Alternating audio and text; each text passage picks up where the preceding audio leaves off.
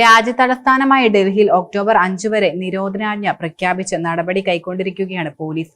ഇത് സംബന്ധിച്ച് ഉത്തരവ് ഡൽഹി പോലീസ് കമ്മീഷൻ സഞ്ജയ് അറോറ പുറപ്പെടുവിച്ചിട്ടുണ്ട്. രഹസ്യ അന്വേഷണ ഏജൻസികളുടെ റിപ്പോർട്ടിനെ തുടർന്നാണ് ഈ നടപടി.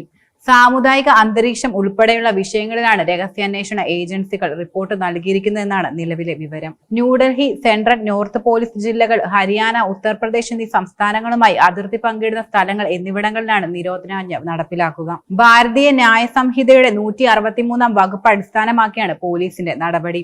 5 അതിലധികമോ ആളുകൾ കൂട്ടം കൂടാൻ പാടില്ല. ആയുധങ്ങൾ, ബാനറുകൾ, പ്ലക്കാർഡുകൾ, ലാത്തി തുടങ്ങിയവ കൈവശം വയ്ക്കാൻ പാടില്ല. പൊതുസ്ഥലങ്ങളിൽ ധർണ നടത്തരുത് തുടങ്ങിയ നിർദ്ദേശങ്ങളാണ് പോലീസിന്റെ ഉത്തരവിൽ വ്യക്തമാക്കുന്നത്. നിരോധനാജ്ഞ ലംഘിക്കുന്നവർക്കെതിരെ ഭാരതീയ ന്യായ സംഹിതയുടെ 223-ാം വകുപ്പ് പ്രകാരം നടപടിയെടുക്കുമെന്നും പോലീസ് വ്യക്തമാക്കി. നിർദ്ദിഷ്ട വകുപ്പ് ഭേദഗതി ബിൽ സദർ ബസാർ മേഖലയിലെ ഷാഹി ഈദ്ഗാഹ് വിഷയം, ഹരിയാന, ജമ്മു കാശ്മീർ നിയമസഭ തിരഞ്ഞെടുപ്പുകൾ എന്നിവയുമായി ബന്ധപ്പെട്ടുണ്ടാവുന്ന വിഷയങ്ങളാണ് രഹസ്യാന്വേഷണ ഏജൻസികൾ കൈമാറിയ റിപ്പോർട്ടിൽ പരാമർശിക്കുന്നതെന്നാണ് നിലവിലെ സൂചന. ഇതിനു പുറമെ ഡൽഹി MCD സ്റ്റാൻഡിംഗ് കമ്മിറ്റിയിലേക്ക് നടക്കുന്ന തിരഞ്ഞെടുപ്പിലും ഡൽഹി സർവകലാശാല യൂണിയൻ തെരഞ്ഞെടുപ്പിലും സംഘർഷമുണ്ടാകാൻ സാധ്യതയുണ്ടെന്നും വിവിധ ഏജൻസികൾ സർക്കാരിന് റിപ്പോർട്ട് കൈമാറി. ഒക്ടോബർ ആദ്യവാരം ഡൽഹിയിൽ പ്രതിഷേധം നടത്താൻ ചില ഏജൻസികൾ ആഹ്വാനം ചെയ്യുകയും ചെയ്തു. ഇതിനിടെ ലഡാക്കിലെ പരിസ്ഥിതി പ്രവർത്തകൻ സോനം വാങ്ചുക്കിനെ ഡൽഹി അതിർത്തിയിൽ നിന്ന് പോലീസ് കസ്റ്റഡിയിലെടുത്തിരുന്നു. സിംഗും അതിർത്തിയിൽ നിന്നാണ് സോനം വാങ്ചുക്കിനെയും 120ഓളം പേരെയും കസ്റ്റഡിയിൽ പോലീസ് എടുത്തത്.